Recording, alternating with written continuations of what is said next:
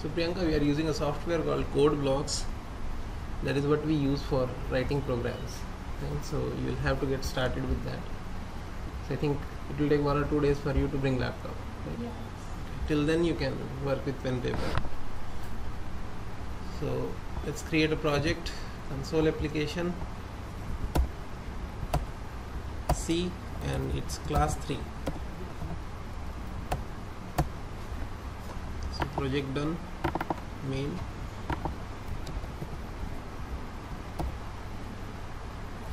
Int abc equals 0.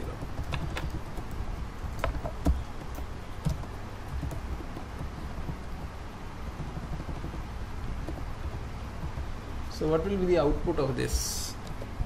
Int a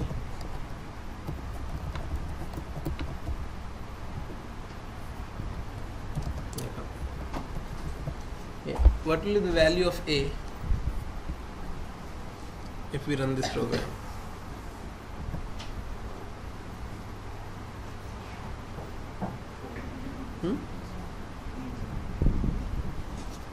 So we talked about this concept yesterday, right? If it was /n, what will be the value of a? 5, because there are 4 characters in ABC and /n. Now it's /t, it means it's tab. So now if we print, what should be the output? Let's make guesses. Yeah, he says 5. Any other answer? 4. Okay. Any other guesses? More than 5. Okay. So we have 3 answers. Let's run it and see what it gives, what it produces as an output. So we compile this program and we run it. What is the answer? 4780 is the %d. So I did not give a new line after that. So here there was no new line. That's why the next number is also being printed there. So what is the answer coming? It's 5. Basically, if I give /n now number will come in a different line. Now it becomes 6. So /t is again 1 character from printf point of view. Though it is, when it prints that, it prints a huge space, either 4 spaces or 8 spaces. That is what the tab setting is. But printf, when it prints it, it's only one instruction for printf to print that tab. Right?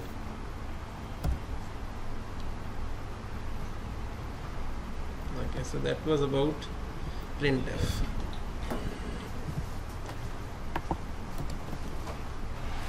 Okay, so we have just created a project and we are getting started on today's problems. So first thing is, let's understand the scenario.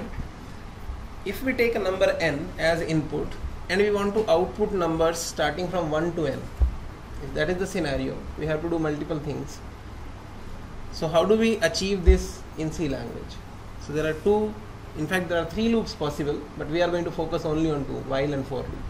Right? So we will be covering some examples of while and for, because we want to get comfortable with both of them. There is a third loop called do while, which right now we are parking aside. Whenever the need be, we will come to that. So let's get started with the syntax of while loop. So in while loop, there are 3 parts. We have to take a variable. So we'll declare the variable and initialize it. So let me call it initialize the variable first. That will be one statement. When we say initialize, it means assign a value. So if I is the variable, we say int I equals 4. So till now we have been initializing all our variables with 0 value in the beginning. So there is initialization part, then while comes, there is a condition part. This condition is same as the condition we had been putting in if. So it will be expression. It can be a single expression or it can be multiple expression combined using logical operators, and or not. Then if while loop has only single statement, we can write here. Or if it has multiple statements, then what we need to do? We need to put them into the curly brackets. The last thing that is to be kept in mind while writing while loop is the variable that we have to either increment it or decrement it. because loop should ultimately terminate somewhere. So this will be the syntax, 3 parts: initialization, condition, and increment or decrement. Fine. So now let's see the example of it. Here it says initialization must happen before the loop. Increment or decrement should happen as part of the loop statement. It should be within the while condition. Fine.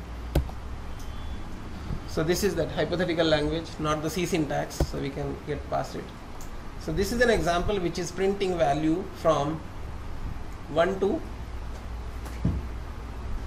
so let me write that in C syntax, then we will talk about it.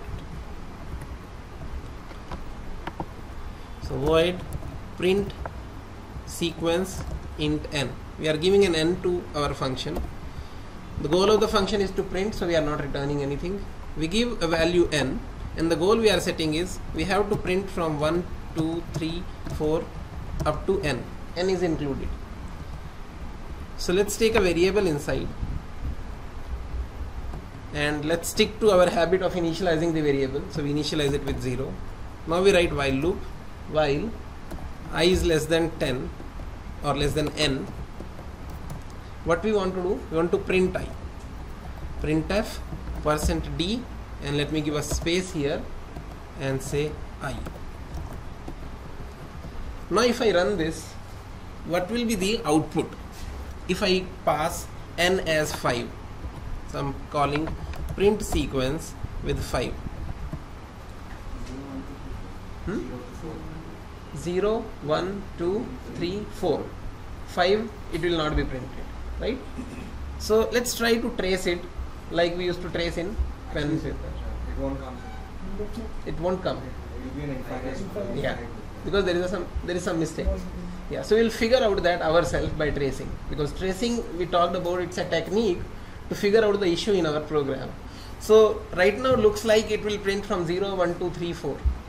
5 will not be printed because when I becomes 5, that is not less than 5.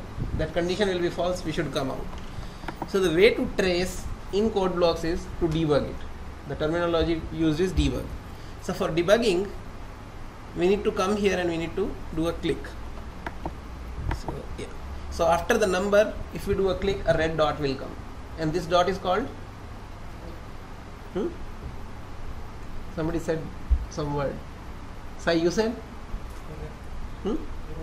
Error. Okay. No, this dot is not error. In debugging terms, this dot is called something. No? Bug means it's a mistake in program that we have made, because of which program is not running correctly. Breakpoint.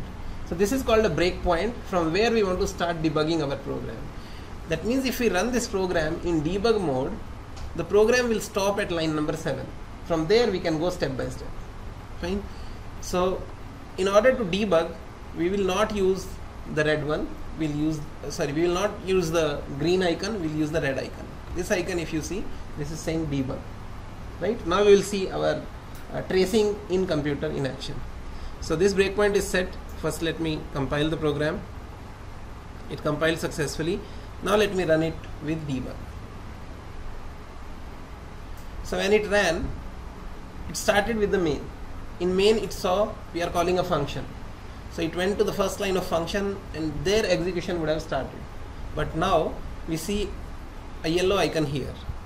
That means it is stopped there, and now it is under our control. How do we want to proceed from here? So here we want to go step by step and see what is happening. And we also want to see the values of variables like our tracing table had. Right? So let me open that table. It's an inbuilt table. You see, this is watches. It says there is a variable n, which is function argument, and there is variable I, which is local variable. We'll talk about that later, what is function argument, what is local variable. For now you can assume this function has two variables, n and I. The value of n is 5, the value of I is some garbage. If we don't put any value, it will have some garbage. But after executing this line, the value of I will change to 0. In our tracing table also we used to do that. So how do we move to the next line is a question now. So moving to next line, there are some icons here. So that is called step over. these icons we can use, or we can go to debug menu. So next line is, what is the shortcut? F7. So F7 is the shortcut, or we can use the corresponding icon. Ideally it should show the icon here. Yeah, now it is showing the help. This is next line. So if we click this, we move to the next line. And when we move to the next line, you see the value of I has changed and it has become 0, because that line got executed. Now what is the line being executed? This condition will be evaluated now. So value of I is 0. Value of n is 5. Is this condition true or false? It is true. So when it is true, what will happen? Next statement that will execute it will be line number 11. It will go inside while loop. So again we do F7, next line. So it has come to that line. Now it is on the line of printf. So in your computers, this watches will not come automatically. So what you have to do to bring watches is, let me close it. You need to go to debug, debugging windows, and there is a watches here. So once you start debugging, you can open watches. That you can try. Once you try, I'll tell you in case you are not able to figure out. So watches does not come automatically. And watches, we can fix it in some part of our screen. I can drag watches on the left side and I can leave it here. It will get fixed here. And this is a window which we can move around. We can drag around wherever we find it convenient to be placed. So fine, now we are at this line. When this line executes, what will happen? The value of I will be printed on the output. So let's do F7 again. And when we do the F7, in the bottom, we need to find the output window. It's debugger. And there should be output somewhere. Build log, build messages, CVP check. Or maybe I have closed that somehow. So we go to Windows,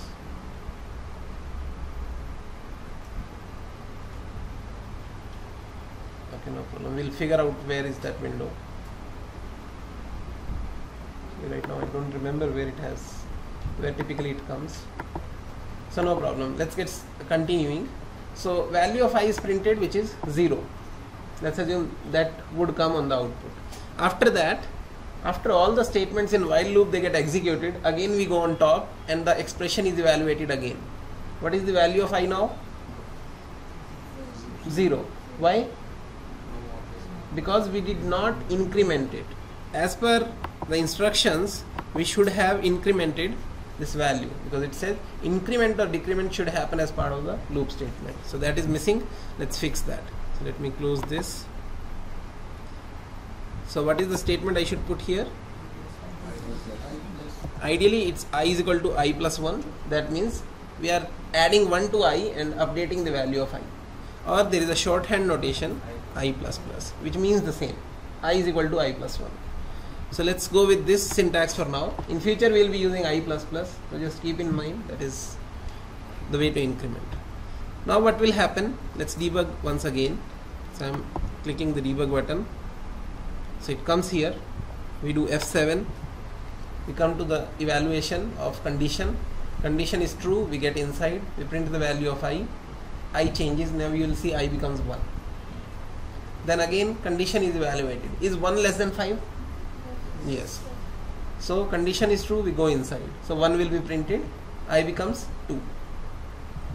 Again I becomes 3, 4, and now I becomes 5. Is 5 less than 5? It's not. So condition is false. So what will happen? Will come out of the loop. So next statement after the loop is line number 15. So it comes to that. There are no statements there. So this function will return to the caller. So again I do F7. We come to main. After function call is over, next statement was return 0. F7. We come to the last line and program is complete. Right. So this is tracing in laptop. So if your program does not work at any point of time, first thing you need to do is set the breakpoint anywhere in the function where you doubt there is a mistake. So breakpoint can be set in any line of the program. I could have set it here also. Now if I run the program, the execution will stop at this line. Now you directly see previous lines have executed and we have come to this point. So breakpoint we can use at discretion, that from where we want to start debugging our program, right? So yeah. So now syntax of while is clear to everyone. Now we can do a problem on while loop. So write code to read a number n and write code to find sum of all even numbers from 1 to n, and we have to output the sum. So I am modifying the problem statement a little bit, and I will say write a function that takes integer n and returns sum of all even numbers from 1 to n, and n is inclusive. That means we have to count n in, right? So this is the problem statement. Let me reduce the font size.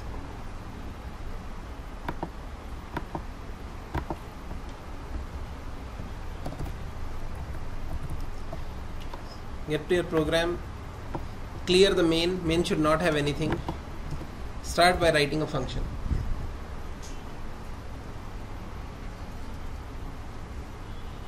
So should it output or return? It should return. Okay, I did not mention in that. Yeah, so it should return. So what should be the function signature? Start with n. Function n. Get even sum. Let's name the function. Get even number sum. What should it return? Integer. What should it take as input parameter? Int n. So you are getting a number as input. So Priyanka, this is the syntax for writing functions. So we start with a function name. Name of the function is get even sum, and we can keep any name which is descriptive for the problem. Then it takes one integer n. It has to sum all the numbers from 1 to n. Only even numbers it has to consider. Odd numbers it will skip. Once it calculates the sum, this function will return the sum back to main. So in the front we have written int. It tells what will this function return. So if function does not return anything, it will be void. For previous function we said you print it on your own. It's like completely giving the task to someone else. In second way it is saying you calculate and give me back. Maybe I want to do something with that value. So this way we write, this line is called function signature, and then there will be a function body in these two brackets. So this is where our code goes. Right? Now using while loop, can you think of the logic what we need to write here so that we can get the sum?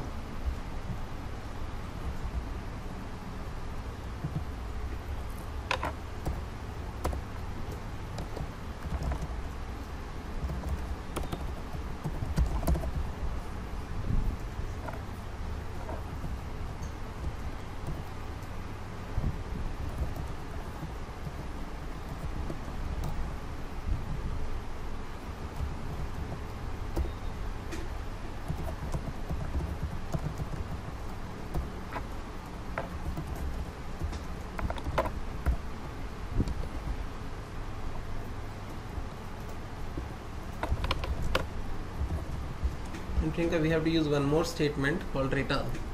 Return means we are returning this value to the caller. So everyone has written the program? Same logic? Or do you see any mistakes here? Equal to. It should be I percentile. It should be some percentile 2 or I percentile 2? I percentile 2. Okay, one mistake. First let's try to run it and see what it gives. So int sum equals get even sum, and let's pass the value 5 to it. What is the expected result? What do we expect the answer to be?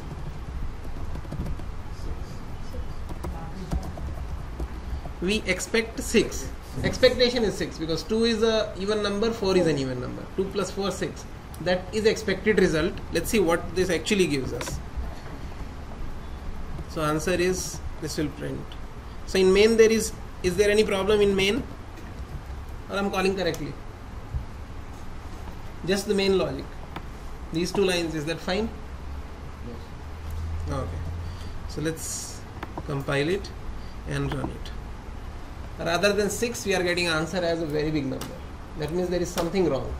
So first problem somebody pointed out, rather than sum modulo 2, it should be I modulo 2. We should be checking whether I is even or odd, not the sum is even or odd.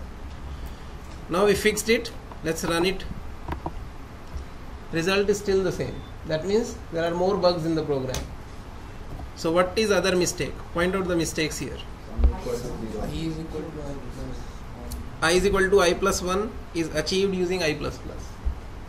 Right? Sum equal to 0. Very good point. I is not initialized. If we don't initialize I with the value, it will have a garbage value. So that's how the loop is running with a garbage value. So first thing to fix is I. What should we initialize it with? 1. If we initialize with 0, loop will execute one more time. We don't want that to happen. So I should be initialized with 1. And today we are breaking our first rule that each variable should be initialized with value 0. Earlier we were using that. Now we will initialize them based on our need. So I is 1. Fine. Now I is initialized. That means we have fixed the problem. Let's run it. Still wrong answer. Sum should also be initialized with Pakka 0? Okay. So sum is also initialized with value 0. Now it should work fine? No. Anyone else says no? He says no. Let's figure out what is the remaining bug. There is one more issue left in this program. Yeah, Aditya. I modulo 2. We are doing I modulo 2.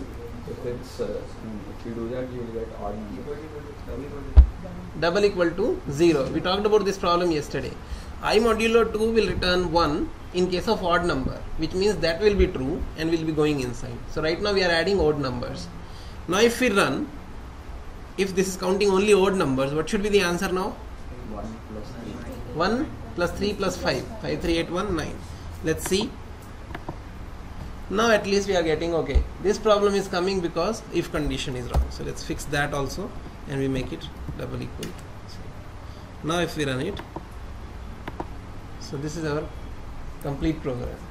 So even a small program, we can make small mistakes which will make our program run wild. It will not give the perfect results. So the place to do, so this was a small one, so I did not debug. We went step by step to fix it because now you know the small issues. But when our programs become bigger, we will be using the technique of debugging. Fine?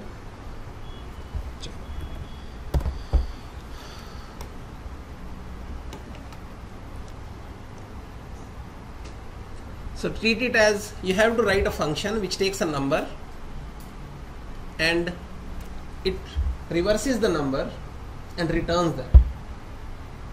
So if input is 1, 2, 3, 4, what should the function return? 4, 3, 2, 1. So you have to write a function which takes an integer, which is first number, and it returns the reverse of that. So you can try that. It's not swapping. It's not swapping.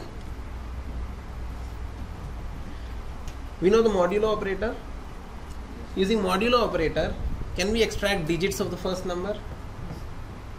So if I do, if this is n modulo 10, what will that give me? 4, because that will be the remainder. So I get the first digit from there, then multiply that digit by 10 and add the second digit. It's like the number formation, the way we do that, right? So one by one in a while loop, you have to get the first digit from the first number. So get first digit, then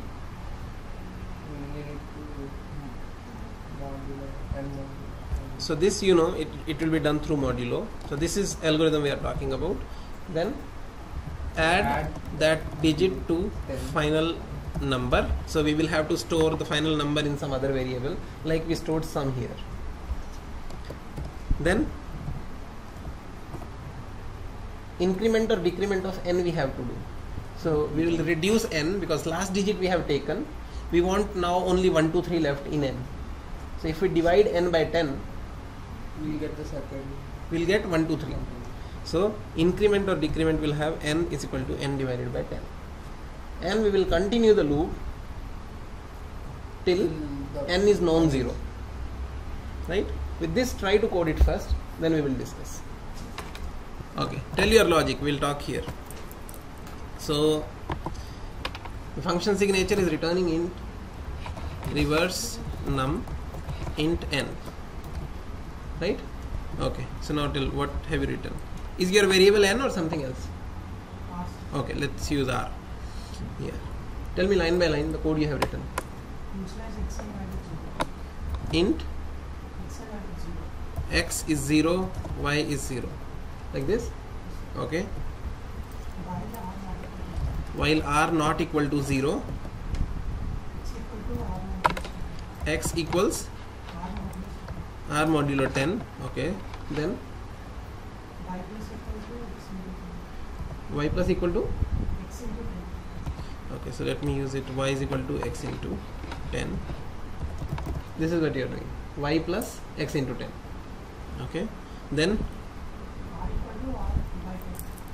r is equal to r by 10. And then return statement. Return y. Okay. Yeah, it's not correct. We know that. So we will debug it. Right? So this program is not working as per expectation. So first thing, let's try to make this program readable. In X, what is it trying to do? We are trying to extract a digit.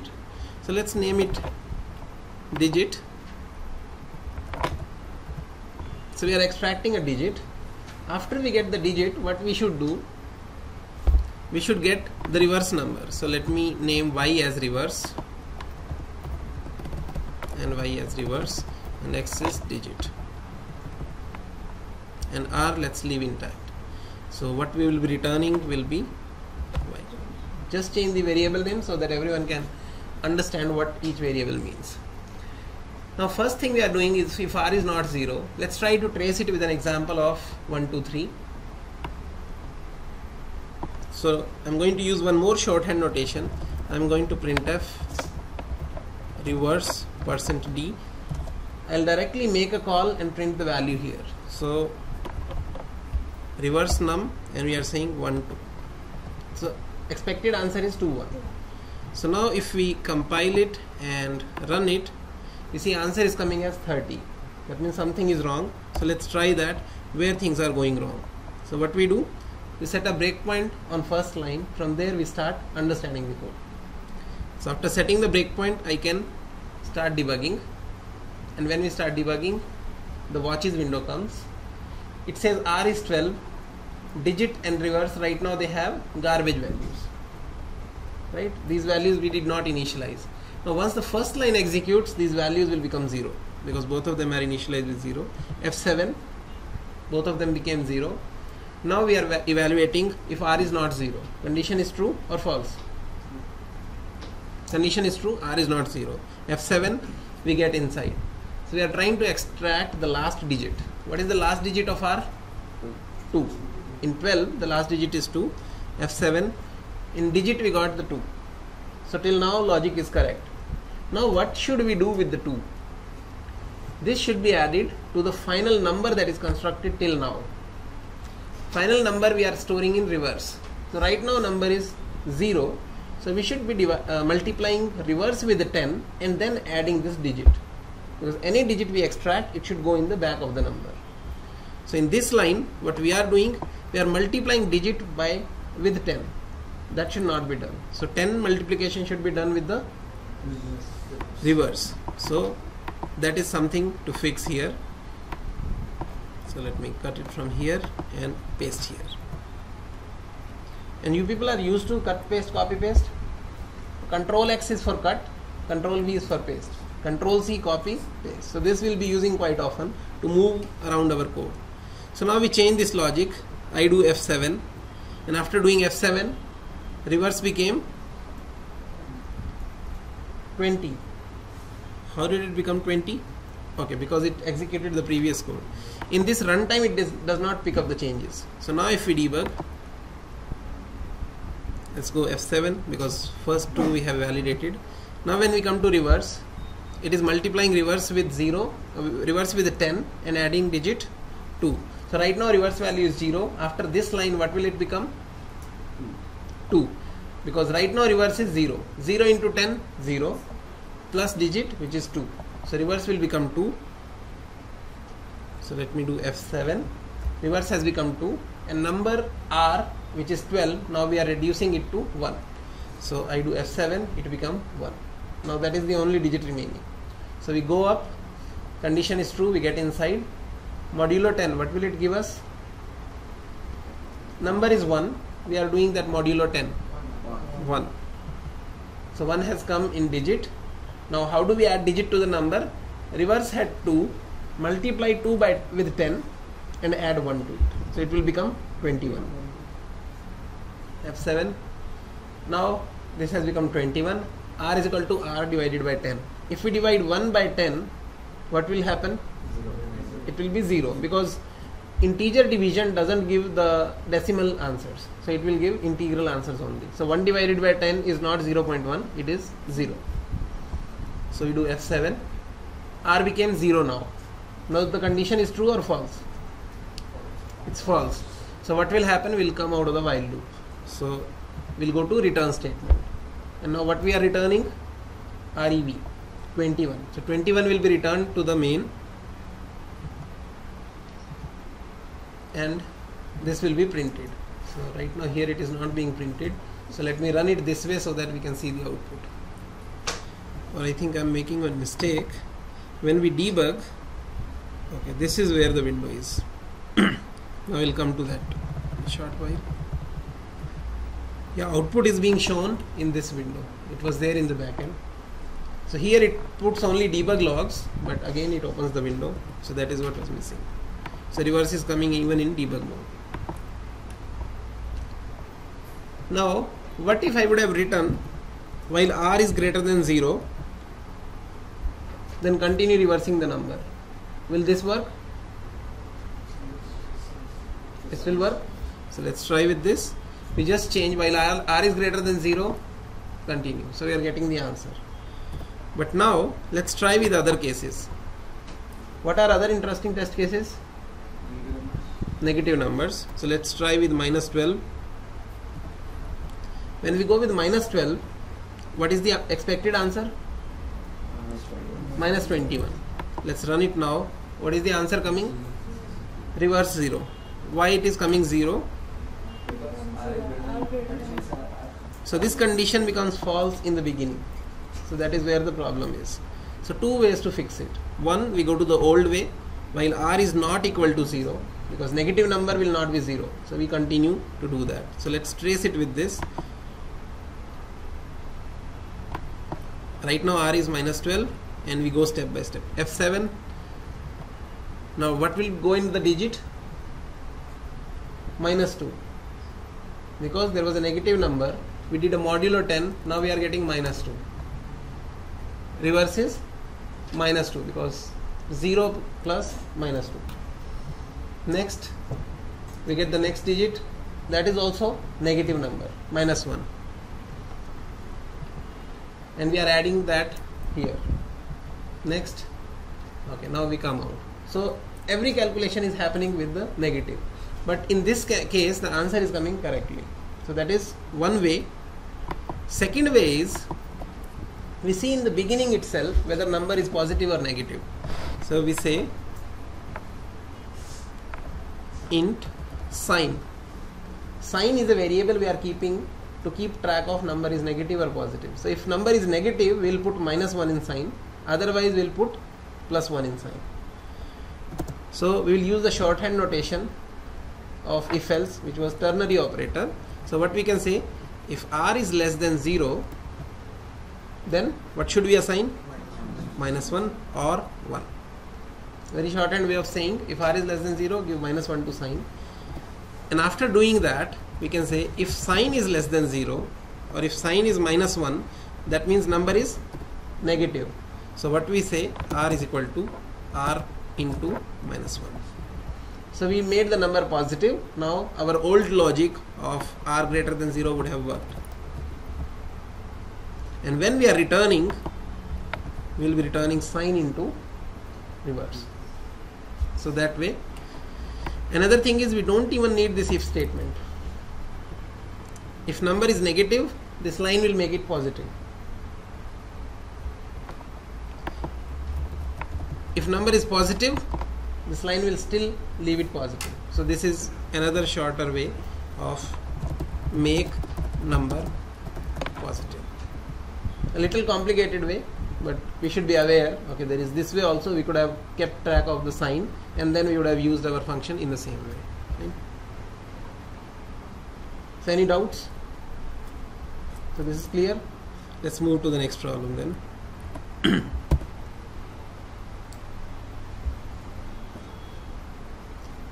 So given a number n, we have to display that in words. 2537.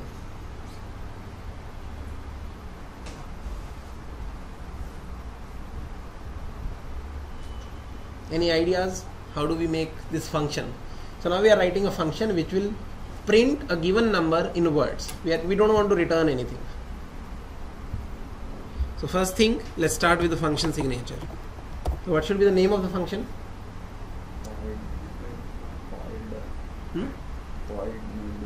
Okay, function name. Print num in words. So that explains the problem statement. Input parameter int n. Output void, because we are saying print it in words. So this is the function signature. Now we have to proceed with printing it in words. So how do we print a number, example 1, 2, 3 in words? Output for 1, 2, 3 should be 1 space 2 space 3. This is the output we are expecting. Yeah, Pranam. Any ideas? So the brute force way would be check, extract each digit, check which one it is. You have 9 cases or Correct. 10 cases because there's 0. And then if else or switch case, you print each time and slash t. Like that. Okay. So what Pranav is saying, let's extract digits from this number one by one and convert them into string. If it is 1, extracted digit is 1, then print ONE using printf. Compare it and put it. So that's the way.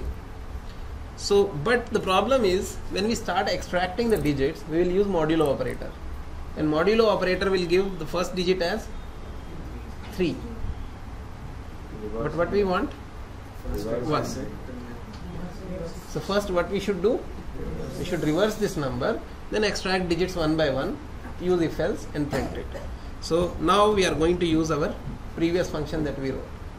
So get started with this. Lots of if else will come. So first put the if else only for 1, 2 and 3 and try. For 1, 2, 3 you are getting the output 1, 2, 3. Getting it? Just put if else only for 3 digits.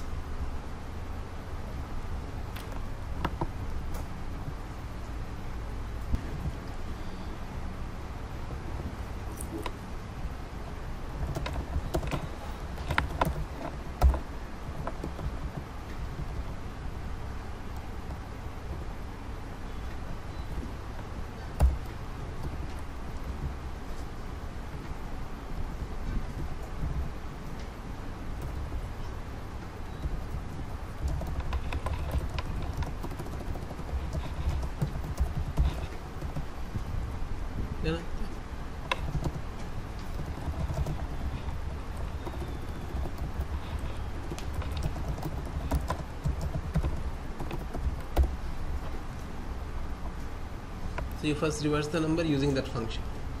Okay. Then while loop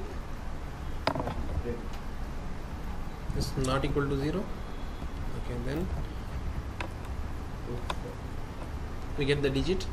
So let's declare another variable for digit, and we say digit equals rev modulo 10.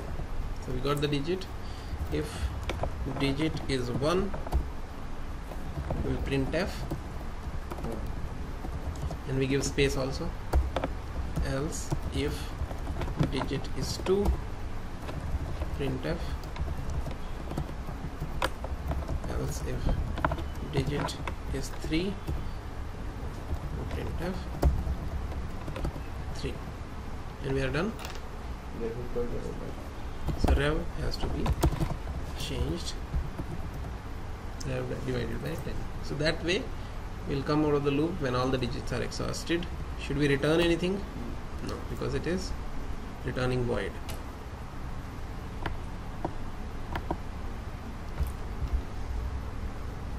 So this will give us an answer for at least 1, 2, 3 cases.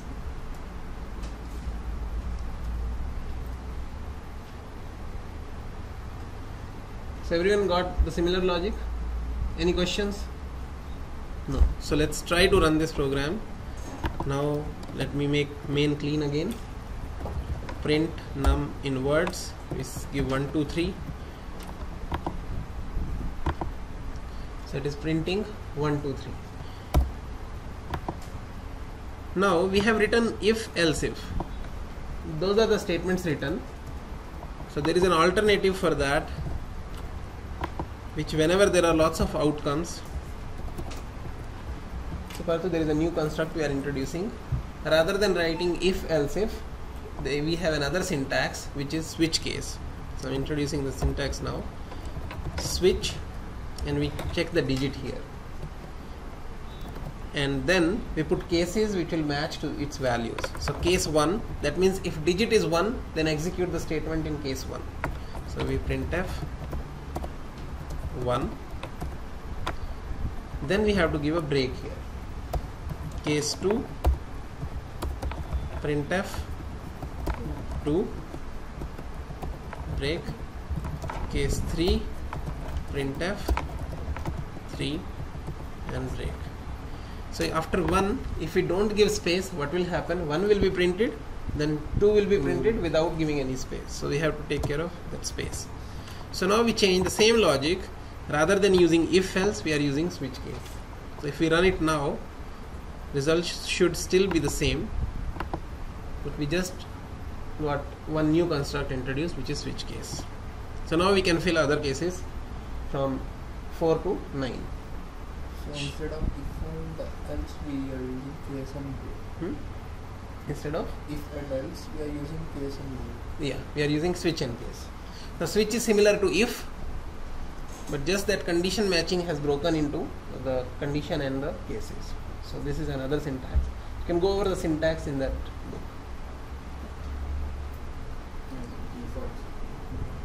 Yeah. There is one more thing in switch case, which is default. If there is no case matching out of these that we have defined, then it always falls back to default case. So right now if I put default, then we can say wrong value. So let me print it that way. So right now let's say if digit comes out to be 4, then what will happen? There is no case matching 4. So it will go to default. So if I give the number as 1, 2, 4,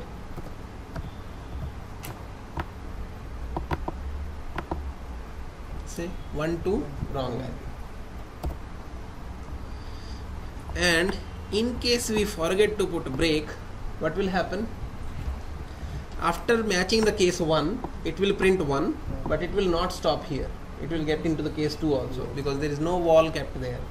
So if we run it now, you will see 1, 2, then 2, because second digit was 2, and after that there was a break, then wrong value. So we have to be careful when we are using switch case.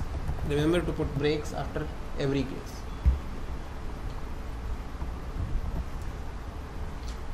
So this program is clear. So let's move ahead to our next program. Write code to take an integer n, calculates its factorial in another variable, and output factorial value. So till now we have done summation. Now we are going to multiplication. We all know factorial. So if a number is given, using while loop we want to calculate its factorial. So just try this program also. Print factorial int n. Sainath, can you speak the logic that you have written? Yeah. I just initialize the variable called fact to 1. Okay, int fact equals 1, then I just check whether n is equal to 0 or greater than 0. okay, If n equal to 0, I just print the so value as 1. you write while here. First, I check whether the n is equal to 0 or not 0. Okay, If n equal to 0, if n is 0, print a factor equal to 1. printf 1. Simply let's put the result. Else While n greater than 0, while n greater than 0, fact is equal to fact into n. fact is equal to fact into n, N minus minus. and then we do n minus minus. So you are coming from the reverse side and you are subtracting n. So first what it will do, fact is 1, it will multiply fact with value of n. So if n was 5, 1 into 5, that gets assigned to fact. So fact is 5 now. N minus minus makes n 4. 4 is still greater than 0. We come multiply 4 with fact and assign it. So 5 was there in the fact, now 4 got multiplied. 20 is there in the fact. So n gets decrementing. And finally, when we come out of the while loop, we can printf %d and the answer is fact. So that's the logic. Now, what if we don't want to write a separate if? Anyone has written the logic where no if else separation? So this loop is written right now with n minus minus coming from the opposite direction. We could have gone from the 1 to n also. So I'm talking about one more approach now. So if we would have written it like, we take another variable I and we start it from 1. So we say while I is less than equal to n, fact equals fact into I. So initially I will be 1, we are multiplying 1 by 1. Then I will become 2, we multiply fact with 2, then 3, then 4, then 5. I plus plus will happen here, and ultimately we can come out and we can print fact. Now think of the case when n is 0, what will happen? When n is 0, will this condition be true? It will not be true, it will be false, because I is 1, n is 0. False, we come out and what do we print? 1. So this is another way just to be aware of. And we can run loops from any direction, either going from 1 to n or coming from the back side. So this is another example of coming from starting with n and coming towards 0. So both ways.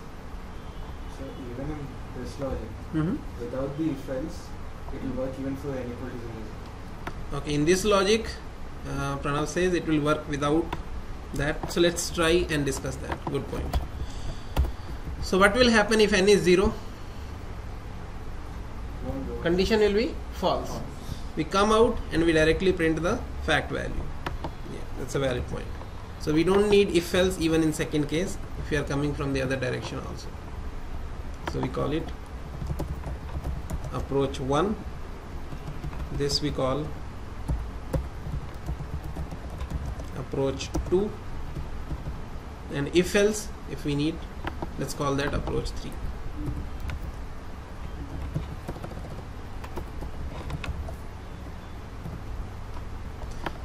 And another way is if we want to handle the negative number or 0 case separately, that we could have done in the beginning also. Okay, now here we are not returning, yeah, so this is the handling. So if we were returning the value, then we could have returned, if n is 0 in the beginning, simply return the value 1. So right now our function is just printing, so that is different. Fine, so there are 2 more problems on while loops, so that I will leave as an assignment for you, but we will discuss what those problems are so that problem statement is there in your mind. So first one is it says take 2 integers now. Now we are writing a function which takes 2 input parameters m and n, and code should print all the prime numbers between m and n. That means start from m, go till n and just print the prime numbers. If it is not a prime number, don't print it. Also find sum of all the prime numbers and display sum as output. That means there are 3 outputs. Sorry, 2 outputs. One, all the prime numbers, then the sum of all the prime numbers. So this you can try at home. If there are any doubts, we can discuss tomorrow. So this is first one, and here also we are not returning anything. So sign up. Today I will share these assignments, so you will have it with you. So don't need to note it down. Next is write code that takes an integer n as input and generate the output series. Okay. There are lots of questions in series. Fine, that we will do tomorrow. So one assignment is good enough. Practice that at home. So series related questions are there in while loop as well as in for loop. So tomorrow we will cover for loop and nested loops. So there are 2 loops. Then we will be done with the basics part and we can move on to our problems. Yeah. So this is where we will stop today.